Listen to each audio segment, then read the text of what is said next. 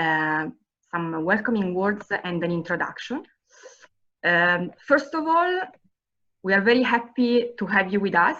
Thank you so much for all participants to be with us today during this discussion from many different countries in Asia, but also the Pacific and Europe and beyond. We are very privileged and lucky to have you with us. Today, we are starting a new series of webinars organized by ERIA to discuss how ASEAN micro and small medium enterprises are coping with and adapting to the new normal we are all experiencing. So we would like to discuss how to overcome challenges, but also in some cases, what opportunities are emerging and how to seize them.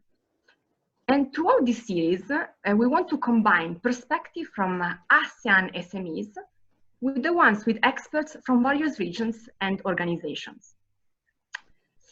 And to do so, we decided to partner with a startup from Singapore. And this is why we have with us TJ Oi, that is the founder and principal consultant from Curated Connectors. TJ has a great experience in working with MSMEs in the ASEAN region and beyond. And we will hear more from him during the Q&A session.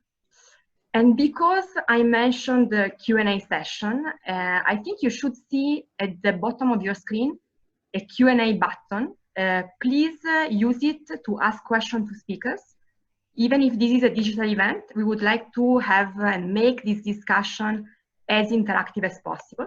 So let me encourage you once again to use the Q&A button. Also for comments and ideas, that would be very important for us.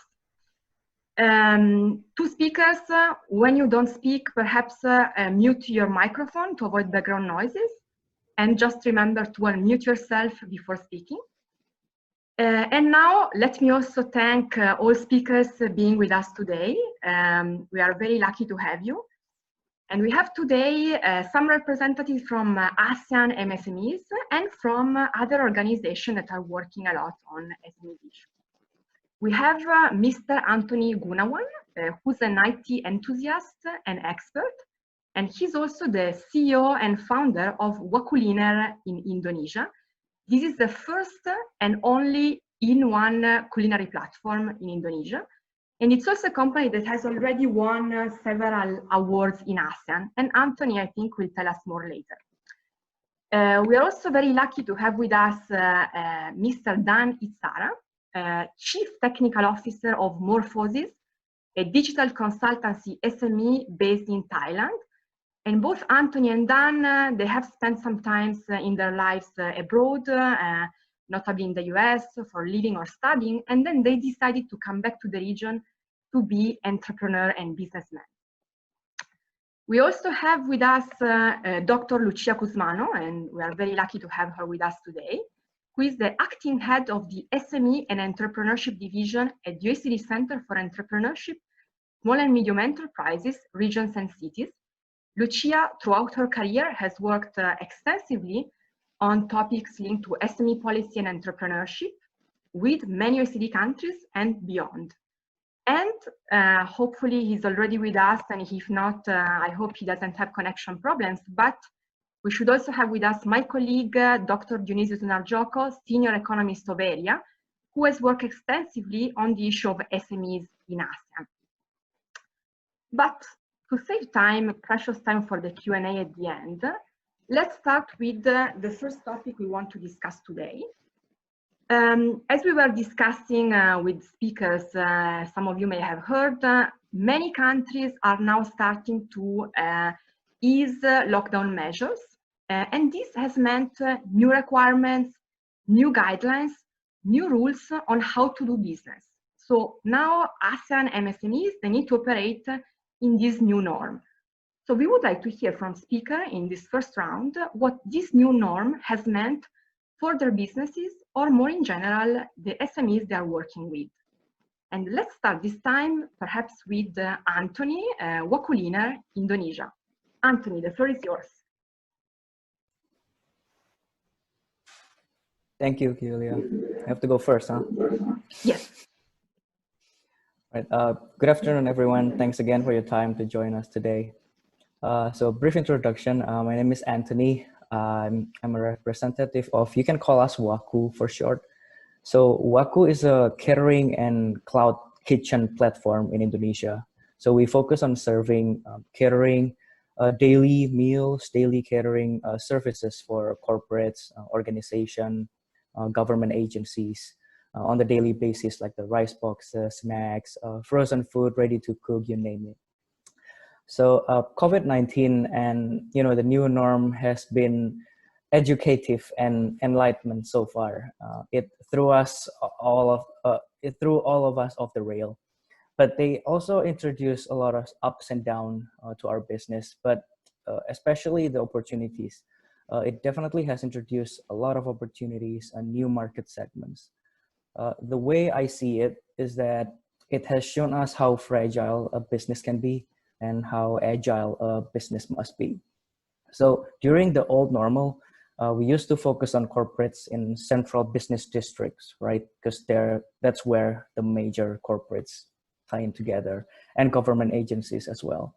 But with the lockdown, social distancing, the new normal, the number of corporates dropped down significantly. Government agencies closed down. They only opened the urgent, crucial ones. So before the pandemic hit really hard in Jakarta in Indonesia, I think it was mid-March, we expanded really fast. We grabbed new sectors, new market very quick. Sectors which could be, benefiting from the pandemic, like e-commerce, logistic, call centers, government agencies, which, like I mentioned earlier, are critical, crucial to the country, and hospitals, healthcare, and so on. So that's what we did. We adapted quickly. In late March, our revenue suffered really hard because of the initial shock from the economy, but the team adjusted and moved quickly, which I can maybe explain a bit more briefly later. But we stay strong with our core mission and our businesses, and that enabled us to thrive and grow during the pandemic, actually. So after our struggle in March, by God's grace, we've grown really well actually for the last 2 months.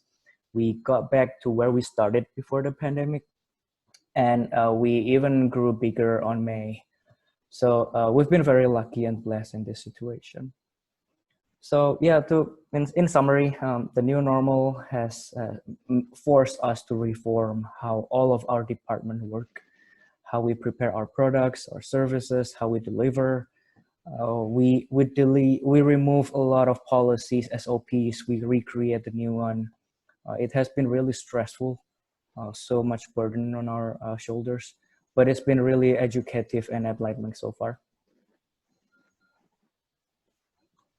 Thank you very much, Anthony. Stressful and probably lots of work and extremely intensive.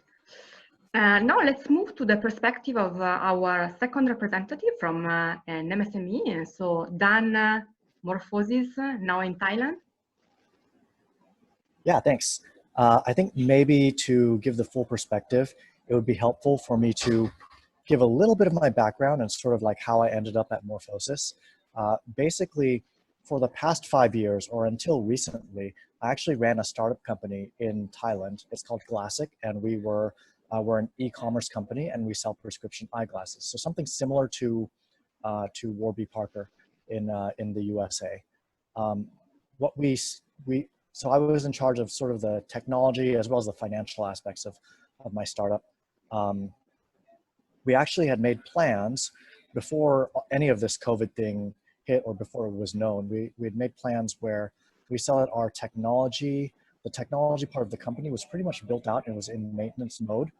And so, we were looking to try and figure out a way to just sort of, maintain what we were doing from a technological standpoint while the company worked more on the business development side of things. So that's actually how I ended up coming over from Glassic to Morphosis. We kind of worked out a deal for Morphosis is a digital consultancy. So we worked out a deal for Morphosis to take care of the ongoing support and maintenance aspects of the Glassic system. And then I came over to be Morphosis's CTO. So I have kind of two perspectives on the change that has that's hit both Morphosis and Glassic.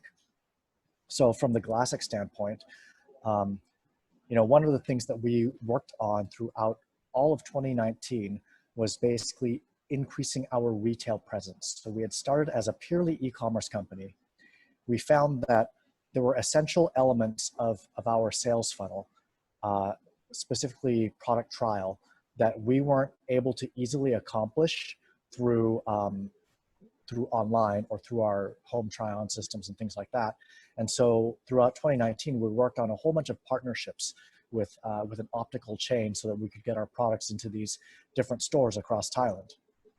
So we have 13 stores in the greater Bangkok area and another 8 elsewhere in other cities in Thailand. When COVID hit, it resulted in quite a large, there's 2 really large shifts. Number one is we saw about, I was just running the numbers yesterday, I think it came out to about a 30% hit in our top line revenue for the month of March, which is pretty major. And then the other large impact that we saw, which I thought was pretty interesting, was a large shift in our revenue from eyeglasses to contact lenses. And a big part of that is that contact lenses are something that you can buy without having to try them on ahead of time. They're a relatively stock product, whereas eyeglasses are a very, very custom product. So now coming out of COVID, we're starting to see the recovery. Our top line and bottom lines. Our bottom line, you know, we've shifted back over to eyeglasses again, and our bottom line is recovering. But just because Thailand is opening up doesn't mean that everything heals up instantly. So we're still, Glassic is still working through the logistics of reopening the stores and you know, doing our omni-channel promotions and things like that. So it's certainly been an impact to the Glassic business. And luckily, this was total coincidence, no greater strategic thought in this. But I think that we were a little bit either lucky or insightful, however you would call it, to move our tech staff over to Morphosis before, because that was a capability that Glassic wasn't using as a company anymore. And so getting that off of the books of Glassic was helpful for keeping Glassic healthy as a company. Now on the Morphosis side, Morphosis actually came out of the COVID crisis with more employees and more business than it went into the COVID crisis with. However, the nature of that business has changed as well. So before, Morphosis did, I would say, like a combination of serving smaller businesses as well as serving larger businesses. And then now coming out of the COVID crisis, certainly we've been closing a lot more bigger deals. We've seen that larger corporations are putting an increasing amount of emphasis on automating their processes and making their workforces remotable. And so that's what we're really focusing on now. Thank you very much, Dan. Very interesting, these concrete examples of how, you know, these emergencies making you shift even faster to digital technology, something we are reading on the newspapers every day, but it was a very interesting concrete examples of that.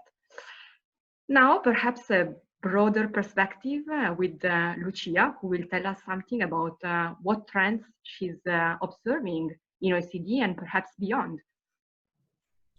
Thanks a lot, Julia, and thanks a lot to ERIA for this opportunity. You know, I thought when I received your question about the new norm, to tell you something about the new norm at half mast that we are observing across OECD countries and beyond. But what we just heard, I think, from Anthony and Dan tells us that there are different new norms. There is a new norm at half mast for a large part of the SME population that has been heavily hit by the crisis and was not prepared to shift very rapidly to new processes, to new technologies. So typically, the small businesses that were less equipped in terms of digital technologies and less agile are clearly feeling more the burden. But on the other hand, we just heard, I think, 2 examples of an augmented new norm. So a very rapid shift that has enabled indeed to size to seize new opportunities.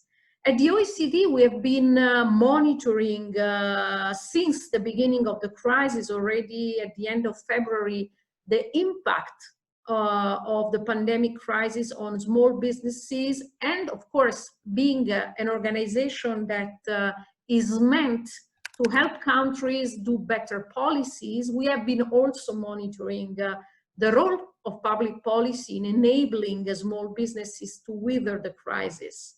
And what we have observed is that, no surprise, small businesses are, even more than in the past, at the epicenter of this crisis.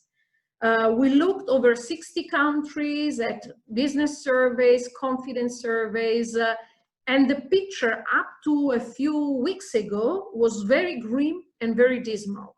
50% of SMEs worldwide at risk of going out of business in 1 or maximum 3 months. Very little cash reserves to resist lockdown, a strong drop in demand. So the expectation of a huge wave of bankruptcies, of disruptions in supply chains that in fact have been happening. Now, of course, we live more, I think the confidence has started to some degree to improve from a very low level. But I think that nevertheless, we must be very realistic and acknowledge that this is the beginning, and it's the beginning of something new where we will see acceleration in trends, but also we will see an acceleration in divides. So widening divides, as I mentioned before, between those that are digitally enabled and those that are not, those that are able very quickly to enter a new market niche, to seize these opportunities, those that, as Anthony explained us, are able to look at it in a systemic way. I noted that he mentioned that were forced all the departments to adapt. So it's not just getting a new channel to get online sales, it's really rethinking the business to make it more agile and seize the opportunities. But nevertheless, I think we must be aware that we are facing, as of now already, the worst recession, global recession in time of peace across the world. The latest OECD projections, they indicate an expected drop in global GDP by 6% at the global level. And of course, the picture is even grimmer if we consider the possibility of a second wave in October. Of course, with some countries that have been hit more than others. But this is to say that we expect for most part of the businesses, a very gradual recovery.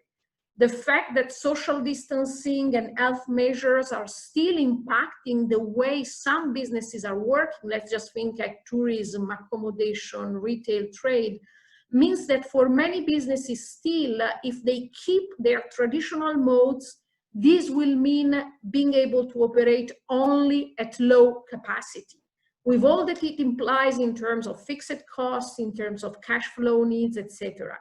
The jump to a new model is not going to be easy for all. So we expect still a cash flow constraint to play a very important role. And so to see these, as I mentioned at the beginning, on the one hand, a half-mast new norm, and on the other hand, those that were able already during the crisis to change it very rapidly and being very agile, that will be able indeed to increase, for instance, their market share and opportunities. Thank you very much, Lucia. I was myself about to forget to unmute myself.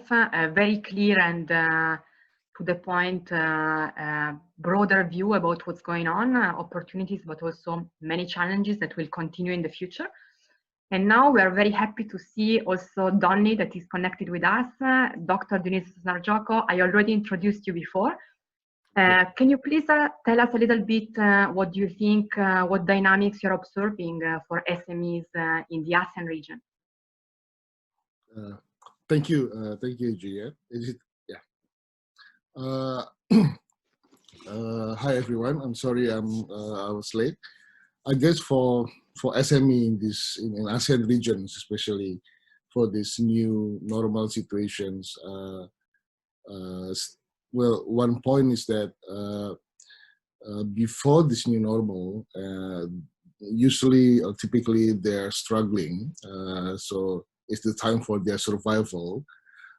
So this new this opening up of the economy from the lockdown or quasi lockdown or semi lockdown is a positive for them, in the sense that it's more breather room for them to have a better situation for survival. But the concern here is that looks like, and this remains to be seen. Demand is not quickly going back to the pre-COVID period. So still, and looks like this is the case. So demand will only pick up slowly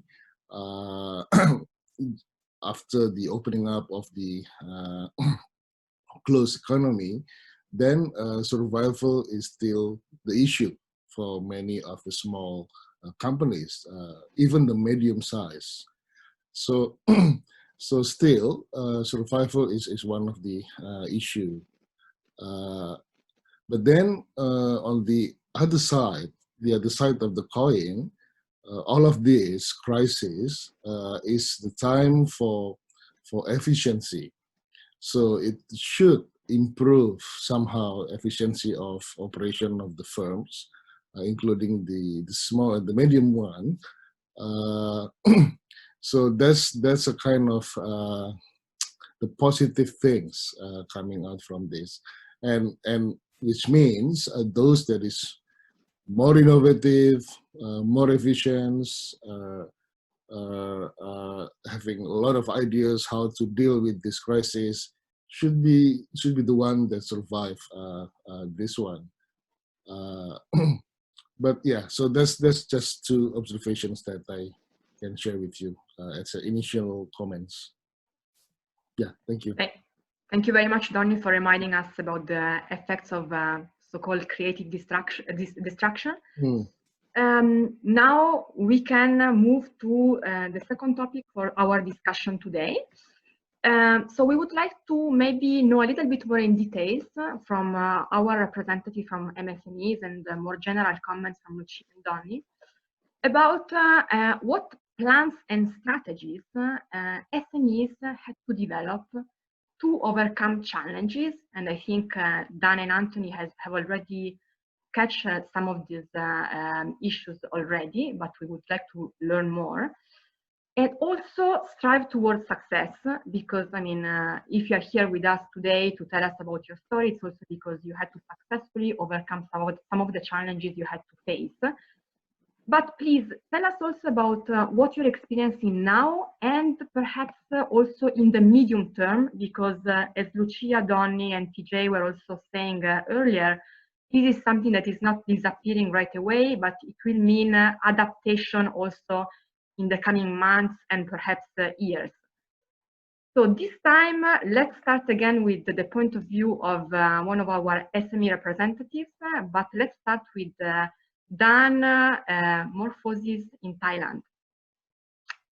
I just knew you were going to call on me first. Yeah, so I think in terms of, if you're talking about medium-term adaptation, I think that Dr. Donny was definitely correct. That is all about efficiency. And that's one thing that we are trying to drive for our clients. We're also trying to do it internally.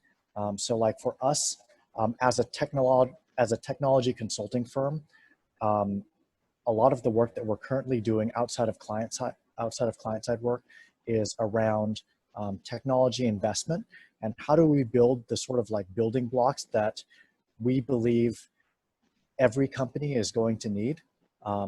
So when that comes to like, you know, management of business processes, just basic things like user authentication, having web-enabled applications, all these capabilities, we're trying to take the various things that we've done in the past and sort of find those common elements and productize them so that we can efficiently build them for our future clients.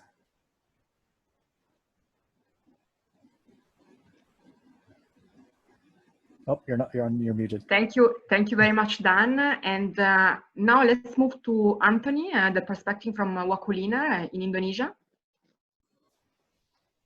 All right, so maybe I'll share a bit about what we did on the detail level. So the first thing that we did, I think it's on the mindset level of all of our employees, is that we have to accept that this storm would never go away.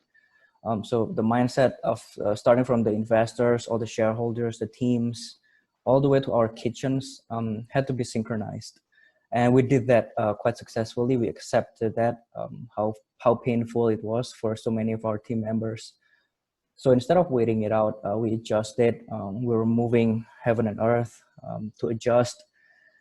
Because we know this bad boy is not going to leave us alone for forever, right? But at least for 2 years until we get the vaccine, according to the experts. So all the plans and strategies that we make, it's for the future. We don't look at the pre-COVID, hoping that the old way will come back. So without giving any hope to when things go back to normal, similar to what Dr. Lucia mentioned earlier, we really focus on the future. So for example, our sales and marketing strategies, we focus more on online approach right now. And with new segments, new sectors, new industries, which we haven't tapped before. And another example is our technology. I think Dan is doing this a lot, I assume.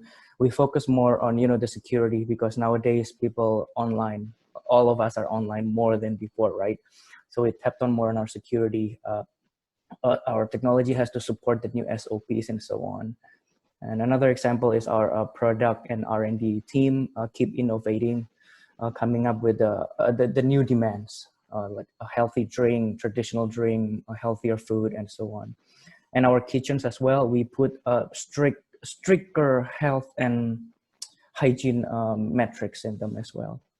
So that's the first thing we did, is that the mindset had to be the same. And I think we did that quite successfully. And the second most important thing we did is that our biggest asset, which is our team, we did not terminate any of the employee because of the pandemic. But with the work from home movement, we changed how different departments work with each other, how our tools and apps need to be adjusted, make sure the teams are comfortable. We help our team set up working environment at home. Because some of our teams do really well working from home, but some of them were really suffering and stressed working from home because, 2 to 3 children at home. I think a lot of you can relate to this. I had one meeting and I suddenly heard super gecko muscle, like super cat speed, from the cartoon. But yeah, it put a lot of stress on our employees, and we need to understand that. And I think we did that quite successfully as well. So we give them flexible hours. They can start working at 10 or 11 when the children started the online school, and they can finish up work later, something like that. We let them take home the table and chair from the office in case they don't have enough equipment at home. So yeah, that's the second thing. So we help our staff and kitchen be ready, because the way I see it is that no master plan can work without your A team ready to tackle it. Then I think another thing, the next important thing that we did is that we set everything to be as lean as possible and do what really matters. I think like Dr. Dioni mentioned earlier, we take care of our working capital, expenses, policies. We cut down all of the non-important stuff. For example, going back to IT team, we suspended all of our future development, just gone off the roadmap. We stopped using the IT contractors, so we use only our internal team and so on. And we use Amazon support instead. So that keeps our cost a lot, but the security feature still enhanced. And another example is the marketing budget. We slashed it down by a lot. Nowadays everybody is advertising online, right? So we're not burning money there. We find leaner and more effective ways to advertise. So yeah, long story short, for us, first is we took care of the mindset, and we took care of everybody, the team. We keep the company as healthy as possible. And then it's easier for us to execute whatever strategies and plans that we put in place. Yeah, I guess that's all for me. Thank you very much, Anthony, for reminding us how important large digital platforms can be for MSMEs. You mentioned Amazon, of course, there are many other ones. And also for telling us that at the end, you know, this new normal not only means something different for different MSMEs, but also may mean something different from employees within the same MSMEs. And so, you know, you need to be agile and adapt. Adaptability and agility, I think, are emerging as keywords, not surprisingly. Let's now maybe continue with the ASEAN perspective with Donny. What do you think, can you tell us about how to overcome challenges and try to seize opportunities even in this very peculiar situation? Donny, please unmute yourself.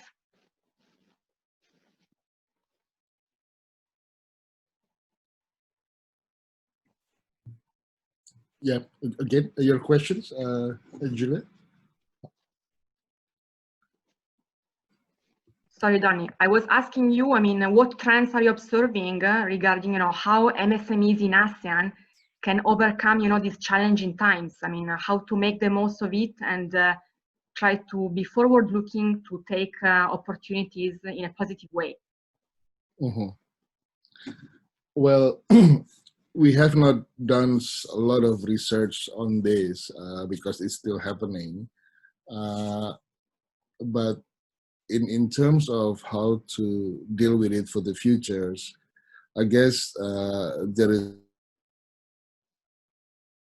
a lot of variation across enterprises, across small and medium. And the winners basically for sure are those that in the technology sectors are all, or the owners are pretty technology savvy and has a lot of knowledge on the current, you know, the key of the game for the current situation, that is digital and others, like Anthony and Dan, so, Itsara.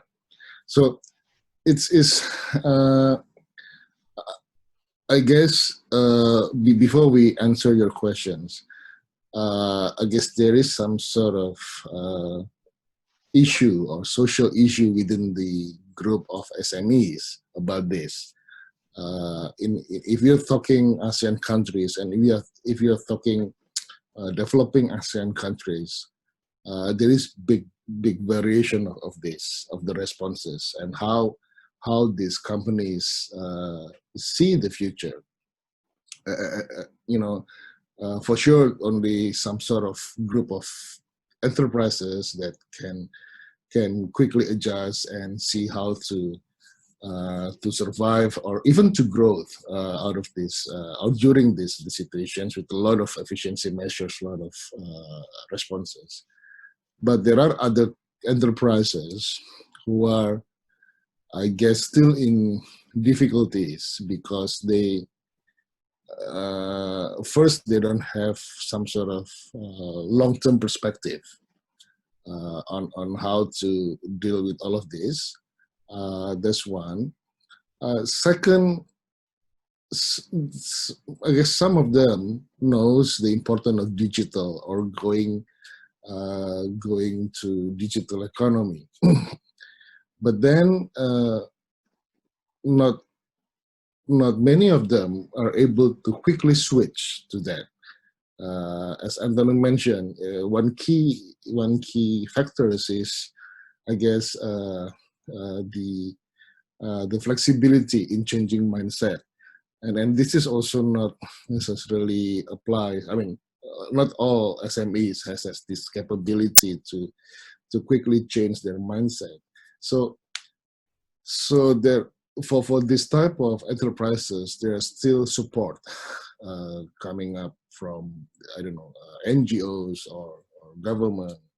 So again, we have an issue in adjustment, how to make SMEs to quickly adjust to the current situations.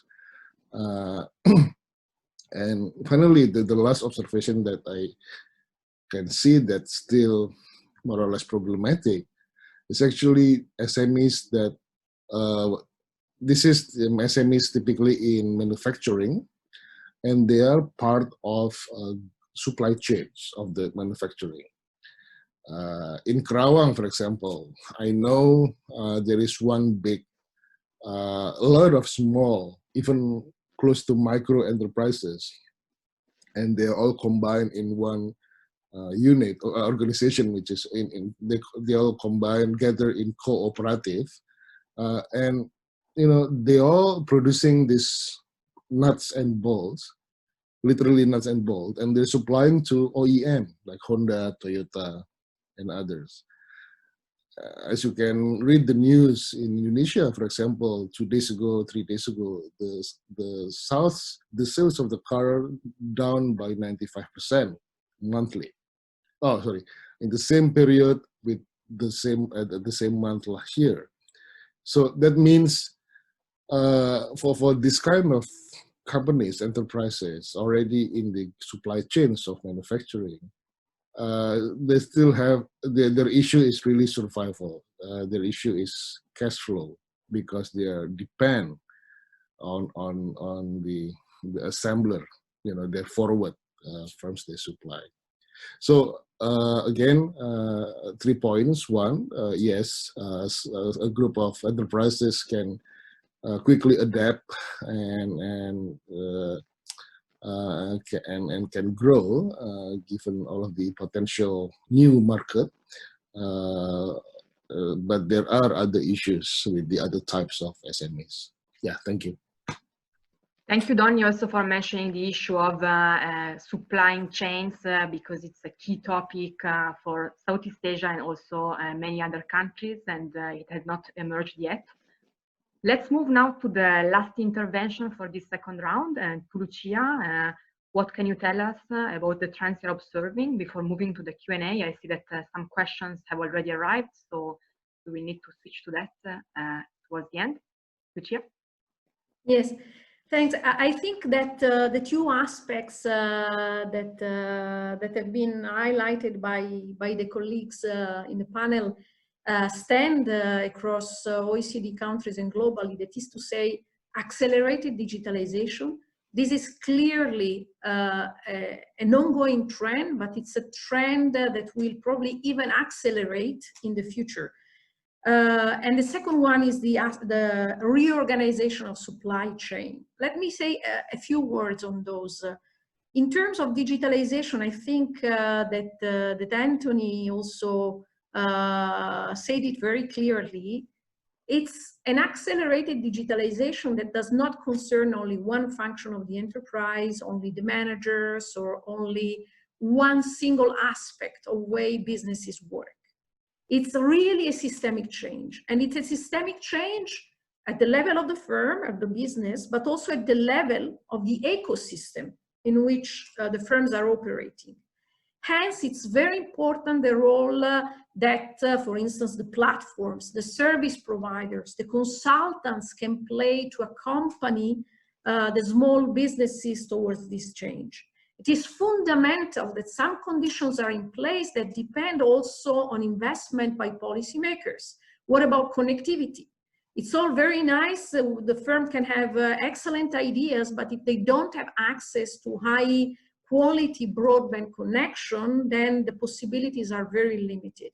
How about the businesses in the rural areas? So it's the full system that needs to upgrade as to enable this accelerated digitalization. And part of this, I think, is also the mindset of consumers that we need to take into account. Anthony mentioned the mindset of employees, so that there is a need to have the team behind. But we also have now an important question concerning the consumers.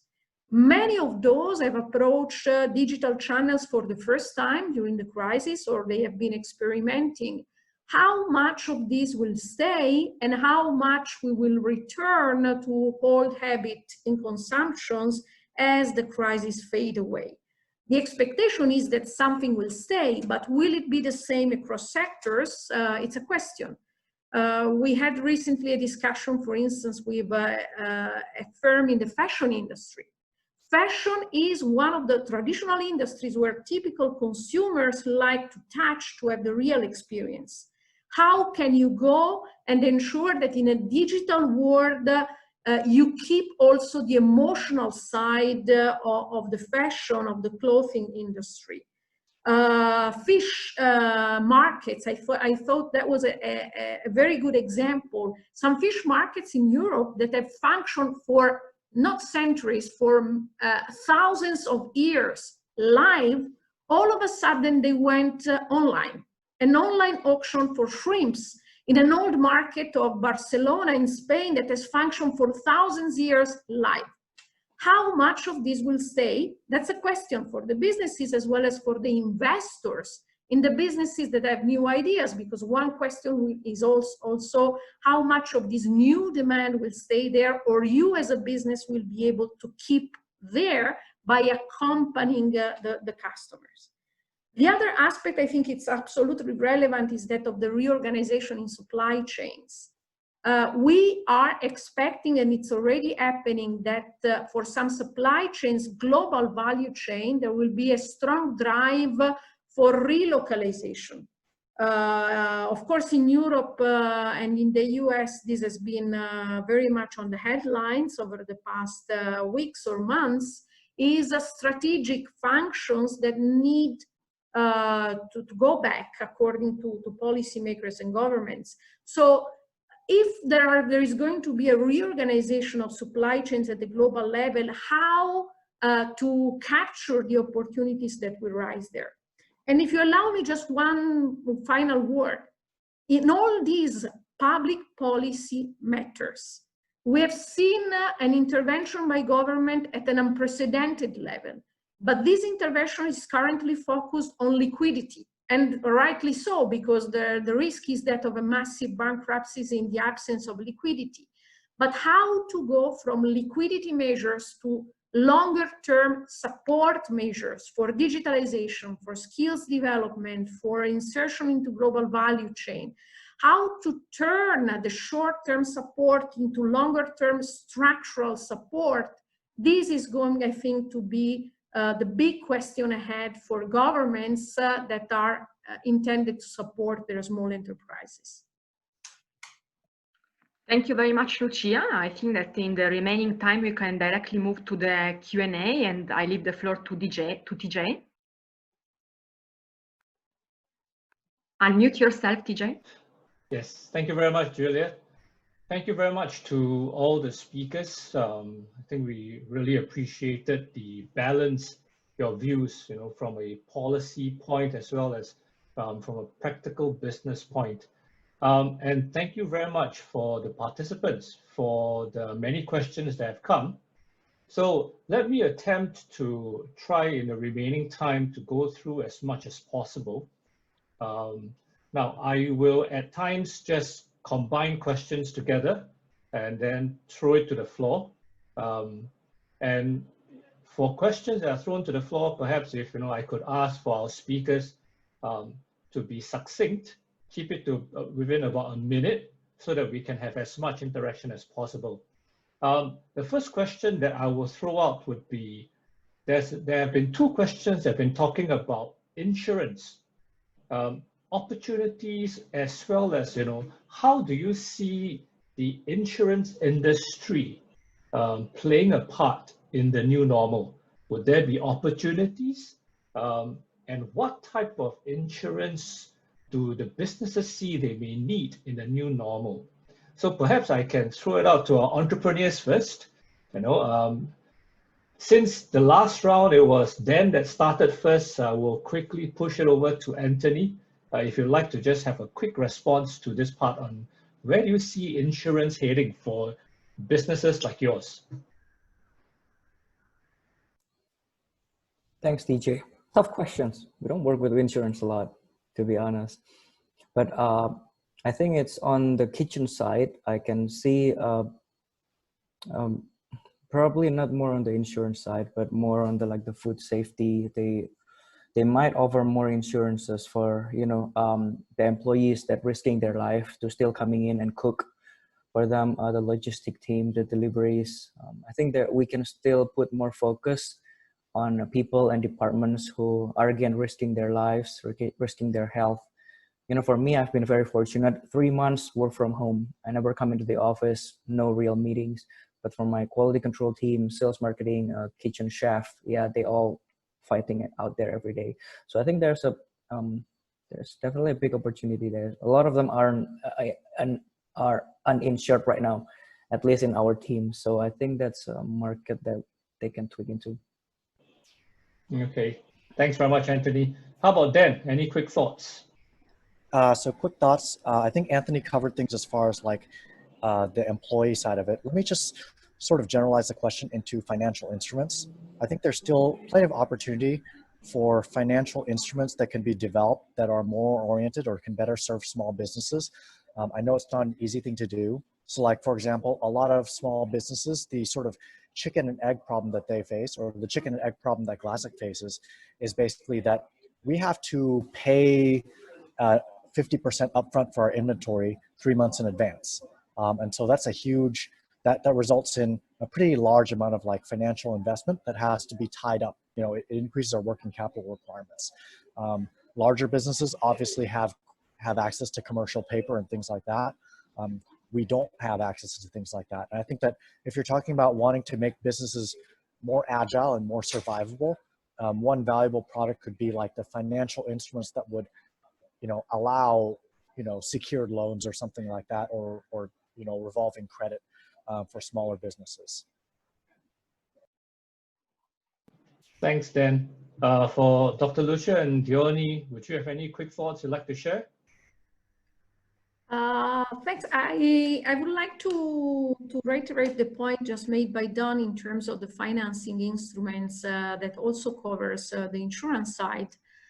What we have seen is that government intervention has stepped back to very traditional tools and instruments. It's grants, it's subsidies, it's loan guarantees, it's direct loans, etc. Whereas there has been very little leverage of new financing instruments and channels, the fintech developments that have happened worldwide over the past decade. And there is where also at the OECD we think that there is still a lot of margin to operate. First of all, to have the financing that is needed reach more quickly and more effectively the SMEs, the viable SMEs that are in need. Then because for governments, but also the finance industry, there is a challenge of how to evaluate the viability of businesses with such a large and sudden shock. Of course, measures that look simply at balance sheet of the past year, etc., they are not working in this situation. So the fintech developments that have happened, the use of new data or data analytics to evaluate the credit risk, the insurance risk, we think that this is where there should be more attention and also more support by governments themselves for this to play a role in the recovery. Thank you, Dr. Lucia. Diony, do you have anything you'd like to add? I'm good. Okay. Yeah. I will move a bit to some business specific, because I think there were a couple of questions that were talking about economic stimulus packages that our panelists have already covered. I think the long and short of it is like what Dr. Lucia said. Most governments right now are doing liquidity-based support measures. And really, if you look across the board, it is really a case where they will try to help those that can survive. Yeah. I like what Anthony shared earlier from a point where businesses do need to be agile in this particular season. There was a question from Kelvin then that was asking for Anthony, how did you change during this season, during your recovery? Did it change your menu? Did you change the way you serve the customers? And also, how did you retrain your teams to adapt?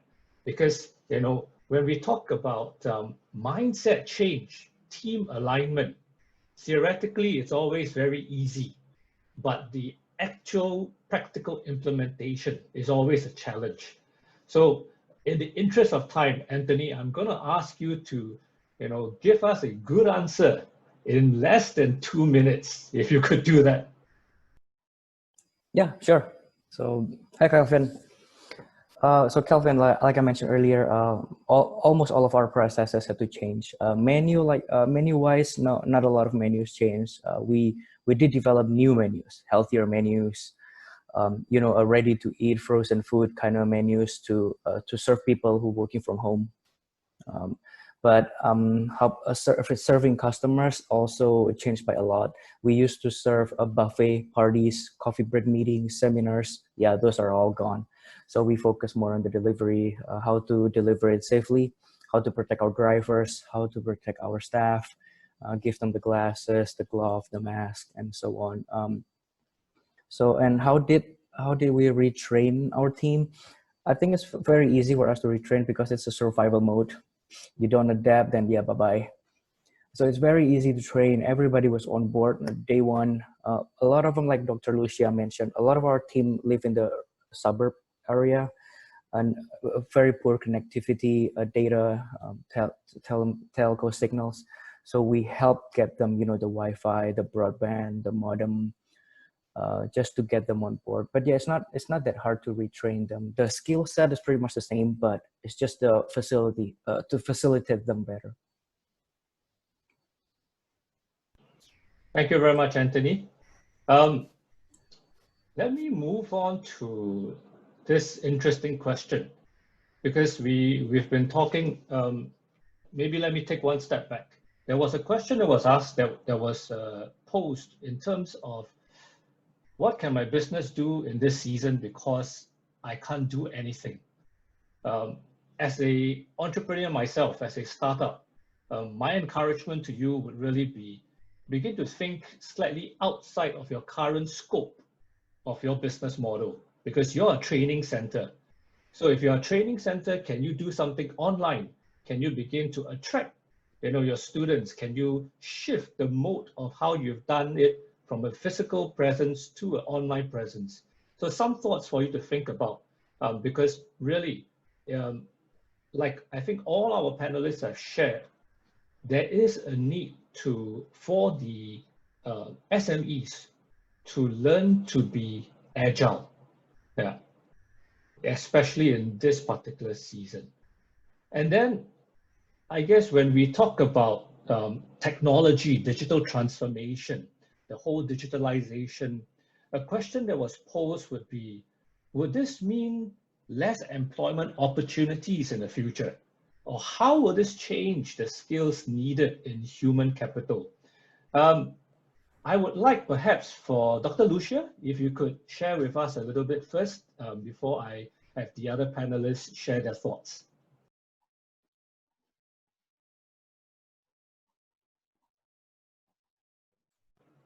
I think that the experience that we heard and also the larger numbers that we observe at the OECD on how the business for those that were already online increased, it's quite encouraging also in terms of growth, of scale up in the future.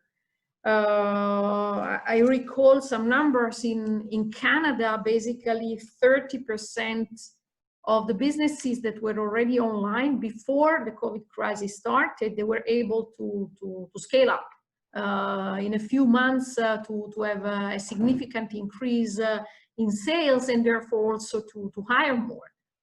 At the same time, I think that once again, we will probably see a big divide. The recession ahead and the very gradual recovery that we expect means also that we need to be very realistic. It will be very slow to absorb unemployment. We will have layoffs and shorter working hours that for many businesses will not be easy to bring back to the earlier level. And so, of course, with the larger unemployment that we are expecting, there is the question of how to get training for these people that are unemployed, how to ensure that those that were hit most are those that get back on the trail last. So of course the companies they have their ways, they on the job training, etc. But there I think there is an important role once again that can be played by the institutions, by the public institutions. Thank you, Dr. Lucia. Johnny, would you have some thoughts to share on this? You know, in your studies of what's happening in the region. All right. On the the questions you raise. First of all, I agree with Dr. Lucia that in terms of employment absorption is going to be a slow process. So one strategy for us, again for countries, is it is actually the time to go back to training school to improve human capital or technology or skills. So that's one message, one clear message that looks like it's going to be a pattern for in the next few years. But the other thing the point I would like to emphasize is this. I guess this is the issue. In the time like this, I guess, okay, the point is a lot of SMEs, MSME in say Southeast Asian regions, they're really depends on the current demand. Okay, different with developed countries, say different with OECD countries, where saving per capita is quite high. Singapore, for example, I mean, is one developed country in ASEAN, got an average about 40% of saving rate for per capita. Now, during the time of crisis, that this buffer 40% in the case of Singapore is the one that is being used up as a source of consumption, and that what maintains the life of that individual as well as the companies.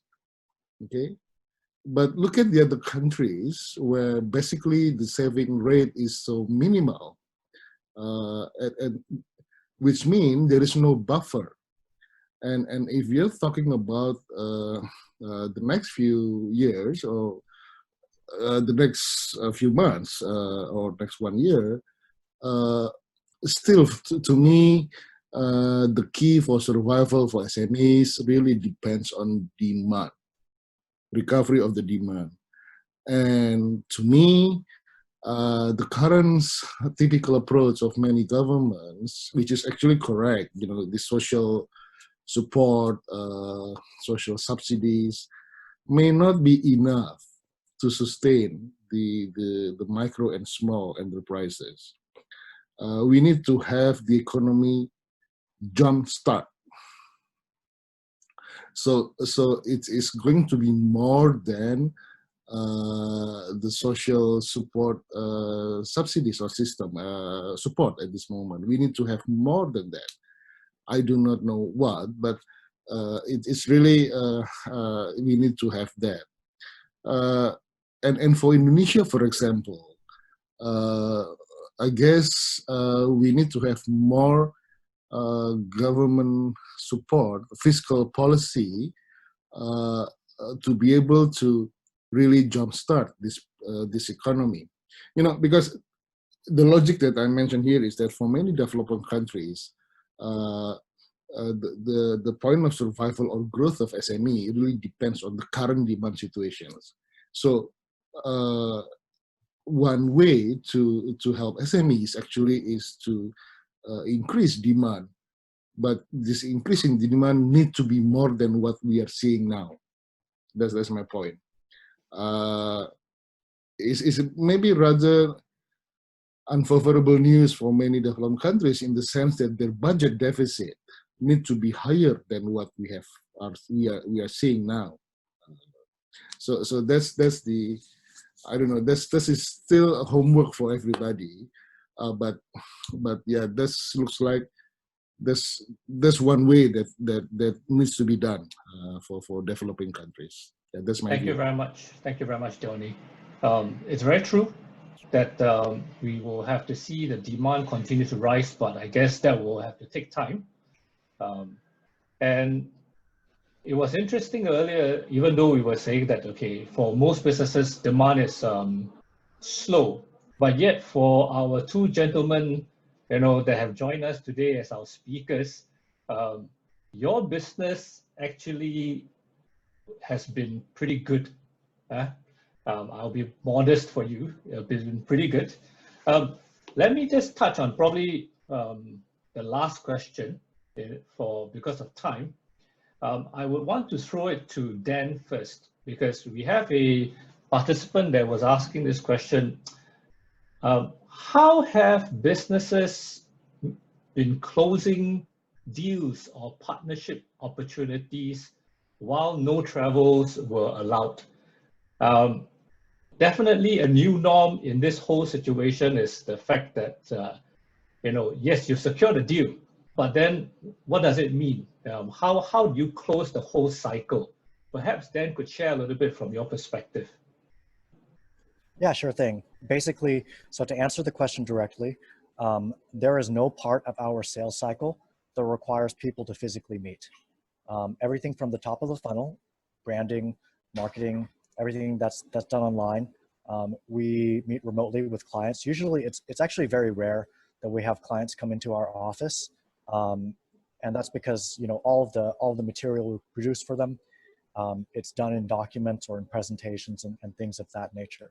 So the short answer is that no part of our sales cycle requires us to be physically present or to sort of sell door to door.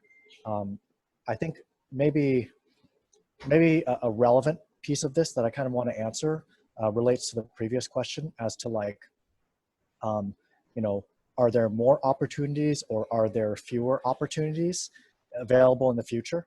And I think that the answer is there's actually more opportunities, because there's more people and more businesses that need to transform, that have the need to automate pieces of their business, to connect online, things of that nature.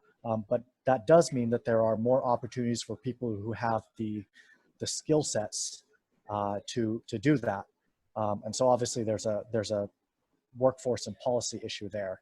And then finally, the last part that I wanted to touch on is that I think a big theme that we have been seeing in my business that has sort of contributed to our ability to close deals, and I think part of a larger trend in general, is the idea that businesses are going from vertical to horizontal. So, if you think back to the year 2000 and the first generation of internet startups, they all had their own IT shops and they ran their own server farms. There is no startup company in the world right now that is running their own server farm. They're all on AWS or Azure or something like that. And so that's a demonstration of something that has gone from vertical to horizontal, in the same way that my company is trying to sort of take like feature development or product development, digital product development, and turn that into a horizontal capability that other companies can then sort of bring on when they need it. So that allows other companies, our clients, to become agile as well.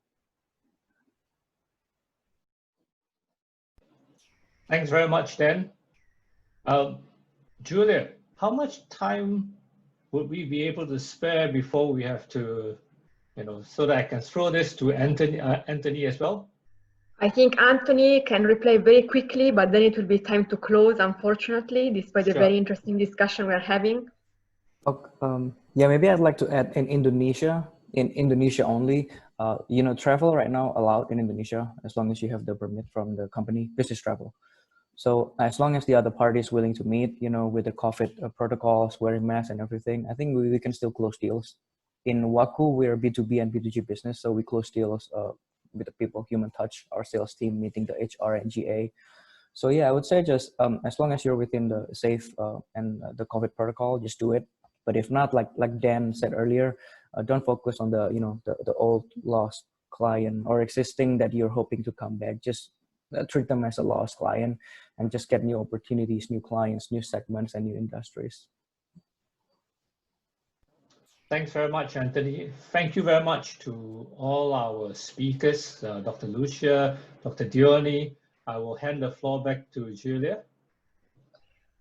I think it's time to wrap up, to conclude the webinar. I would like to thank everybody for joining, all speakers, all participants. I mean, we had 125 participants. I think, I mean, now they are decreasing because we are a bit late. But thank you so much. So many interesting themes emerged, and we are planning to discuss more in detail about these themes during the other series of these other episodes of this webinar series. We talked about fintech, we talked about skills, we talked about the digital transformation. These are all topics that, again, we will dedicate more time to discuss about. So stay tuned, you will receive more information for us soon. Goodbye. Thank you so much again. Thank you, everyone. Thank you. Thank you, speakers. Thanks, TJ. Thanks, Dan. Thanks, Anthony. Thank you, Julia. Thank you, everyone. Thank you. Thank you, Donny. Thanks, Dr. Lucia. Thank you to all.